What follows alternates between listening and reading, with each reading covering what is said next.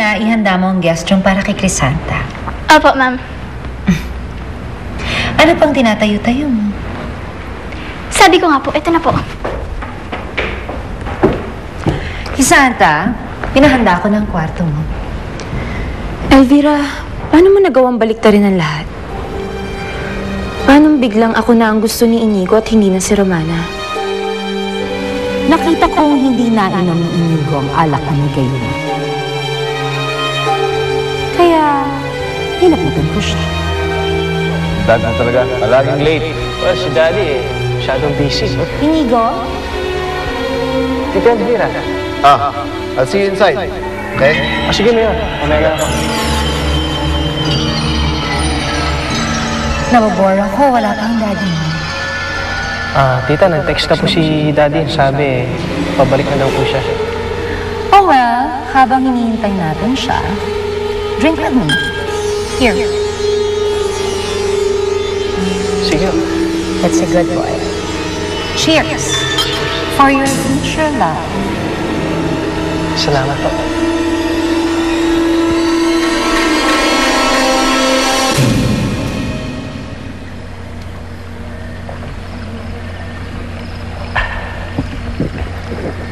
Sige, pumasok ka na. Sige.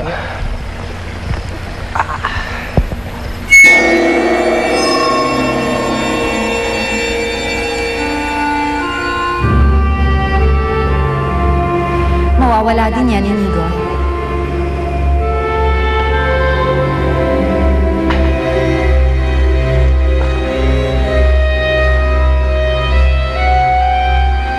Crisanta? Si Crisanta?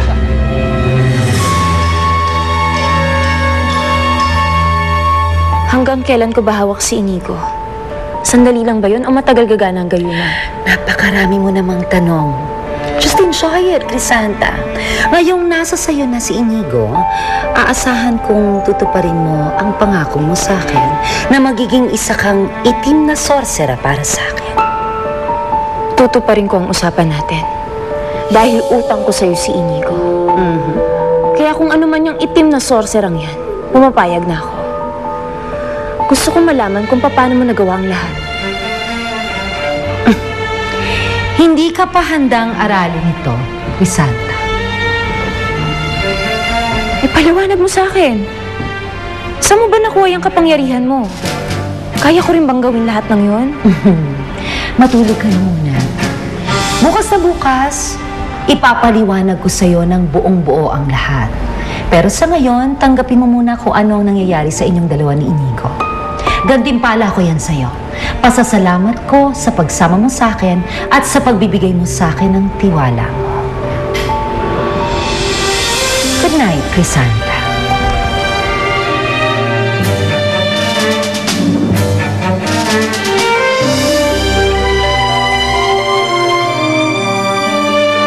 Welcome home, Melina.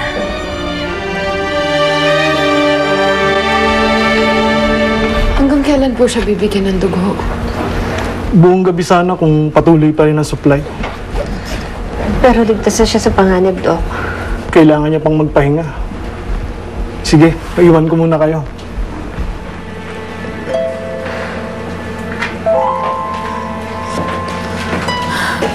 Bakit ba nangyayari sa atin to, Nay? Bakit sunod-sunod ang pagsubok na dumarating sa atin? Huwag mo nang isipin yun, Romana. May plano ang Diyos kung bakit nangyayari lahat ng ito. Baka mamaya ito rin yung paraan para mapaalis tayo sa bayan na to. Pero wala pa sa atin si Crisanta. Tama si Itay. Kailangan natin kunin siya. Paano, Romana? Nakita mo naman yung ginawa sa atin ng tauhan ni Federico. Siguradong masasaktan ka pag pumunta ka sa bahay ng mga Salcedo. Pero Nay, kailangan nating bawiin si Crisanta. Mas hindi siya ligtas doon. At kung aalis nga tayo dito, kailangan kasama ang kapatid ko. Hindi ko siya iiwan. Ayokong pumunta ka doon. Baka pati ikaw mawala ka na din sa amin.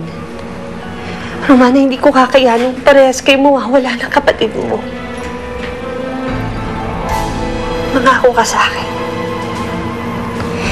Hindi ka pupunta doon. Mangako ka.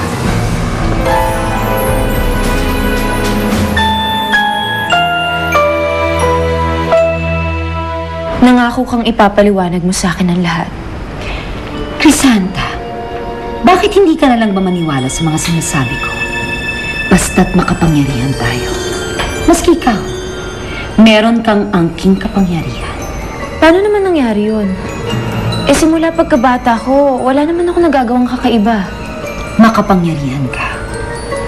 Dahil ikaw si Melina. Ako si Crisanta. Maniwala ka sa akin, Crisanta. Nasa sayo ang kaluluwa ni Melina. Ikaw si Melina. Nasa iyo ang kapangyarihan ng kapatid ko.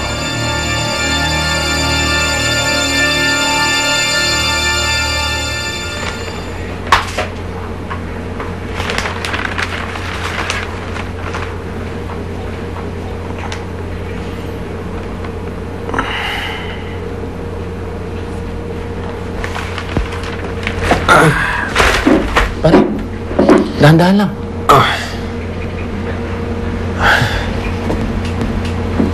Elsa? Elsa, Ang anak mo, si Romana, nasaan? Si Romana? Kung saan yung pakiramdam mo? Mahina ka pa ba? Si Romana, andito na siya kanina eh, bago ako naiglip eh. Nasaan na yun? Dumating ako dito, wala na siya eh.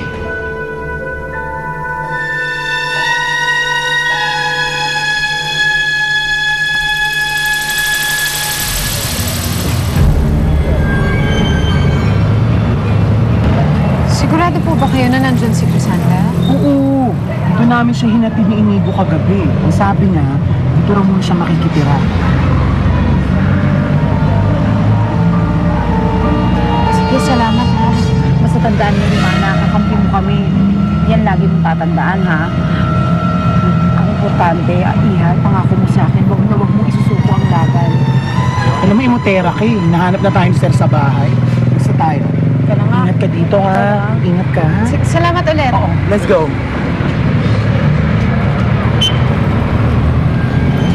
Tao po! Ano po yun? Hinanap ko kasi yung kapatid ko. Baka nandito siya, si Crisanta.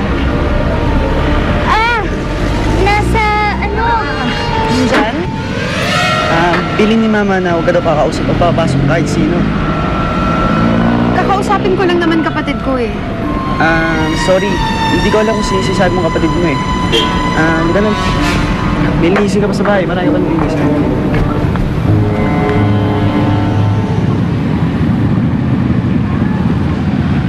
Huwag kang mag-alala, Crisanta. Nandyan na ako. Uuwi na tayo sa akin.